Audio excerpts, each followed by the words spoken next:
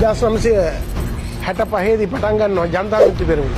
1970 අප්‍රේල් මාසේ 5 වෙනිදා ලංකාවේ කැරැල්ලක් කියලා. අද 2025 අප්‍රේල් 5 කවුද එන්නේ? මෝදි. 1970 අප්‍රේල් 5 මොකක්ද කිව්වේ?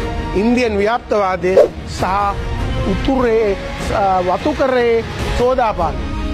එහෙම තමයි කිව්වේ. වතුකරේ සෝදාපාලුව ඉවත් කරන්න ඉන්දියන් හමුදාවක් කරනවා. ඒ කිව්වේ ද්‍රවිඩ ජනතාවට. වතුකම්කරු ජනතාව. එහෙම තමයි වෛරය වැපුරුනේ. එහෙම තමයි ජනතා විමුක්ති පෙරමුණ මේ රටේ ඉන්දියන් ව්‍යාප්තික. අද එහෙම ඉන්දියන් ව්‍යාප්තවාදය ගැන කතා කරපු දේශපාලන පක්ෂයක් අප්‍රේල් 5 මේ රටේ කැරැල්ලක් කරපු දවසේ ගේනවා මෝදිව ඉන්දියා අපේ මොකද්ද කරන්නේ? සුළං විදුලි බලාගාර. හොඳයිද? හොඳයිද? ජනතා විමුක්ති පෙරමුණේ සමාජයෙන් කියනවා ඇඳුම් ගලවන්න. ඇඳුම් ගලවන්න. ඔයිට වැඩිය හොඳයි නිර්වතින් ගමන් කරන එක අනුර කුමාරත් එක්ක. මේ රටේ ව්‍යාප්තවාදී ඉන්දියන් ව්‍යාප්තවාදී වපුරලා යුද්ධ කරලා කැරලි දෙකක් කරපු ජනතා විමුක්ති පෙරමුණ දැන් මෝදිව ගේනවා අප්පුඩි ගගා. ලැජ්ජයි හිරිකිතයි අපිරේ.